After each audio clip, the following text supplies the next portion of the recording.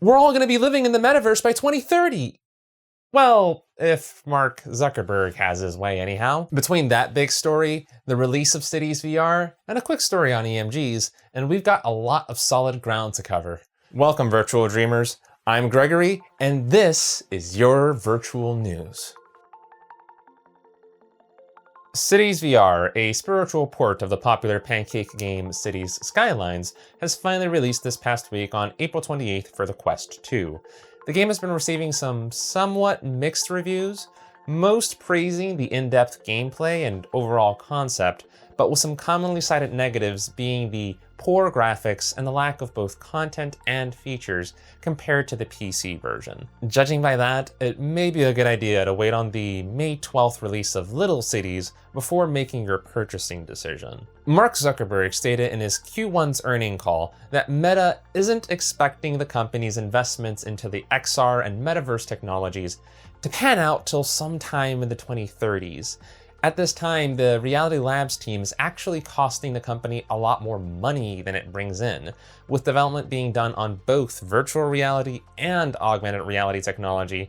Having the product teams essentially working 2 to 3 versions of technology into the future, yeah, it's going to be expensive. I can't say this assessment by Mark surprises me, as even with 10 million or so Quest 2s being sold in the past year and change of the device's existence, that's completely incomparable to the 2 billion Facebook, Instagram, and WhatsApp users that they operate on. If Mark Zuckerberg's statements on the matter are akin to that level of adoption, then the metaverse talk may not be entirely unfounded, since that'll basically involve an iPhone-level culture change to occur. By all means, the iPhone didn't even need 10 years to completely revolutionize the smartphone space, so who knows how long an Augma or Nerve Gear type device would really need to change our society overall. Let's go ahead and dive into some shorter stories today, everybody, in the segment I like to call 2 Bits. Advancer Technology has released the newest version of their MYOWare EMG, the MYOWare 2.0. The main upgrades are in the form factor as well as a snap connector system that makes it a little bit more low profile on the body, even when you have additional shields on it. I've already got a pair of these ready for testing, so stay tuned on Wednesday for a video on my findings. Big Screen added native YouTube integration to their application, so now you'll be able to watch all your favorite Virtual Dreamers videos in a marathon with your friends. Please. My Dearest, the developers behind the VR visual novel titles Tokyo Chronos and Alt Deus Beyond Chronos, is giving the community the option to pick the next game they work on.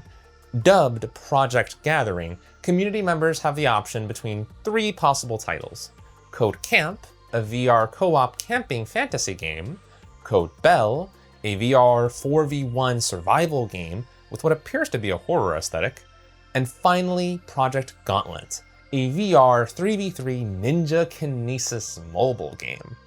All you have to do to participate is join their official Discord server and tell them which game you want and the reason why. This will earn you access to their closed betas as well as a chance to win prizes.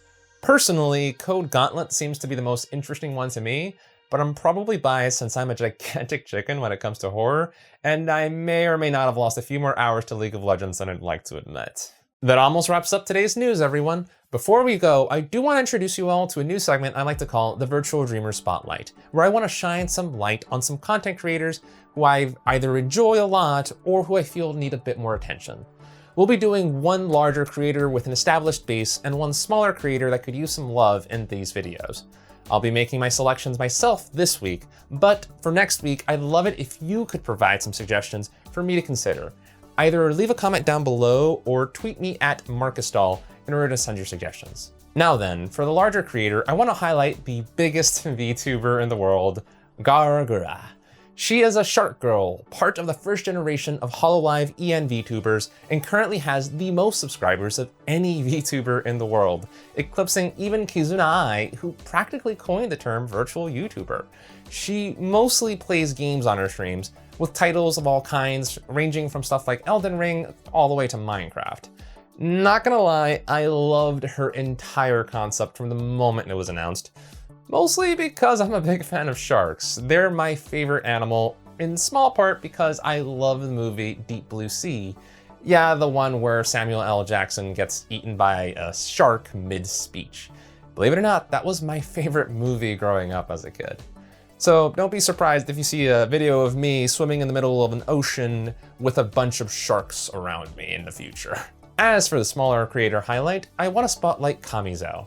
While they're not exactly small at over 1,000 subscribers, their tutorial video on how to become a VTuber was among the first videos I used when I wanted to try out having a VTuber avatar for myself. As such, this is a small bit of thanks from me for their contribution to the practice of VTubing as a whole.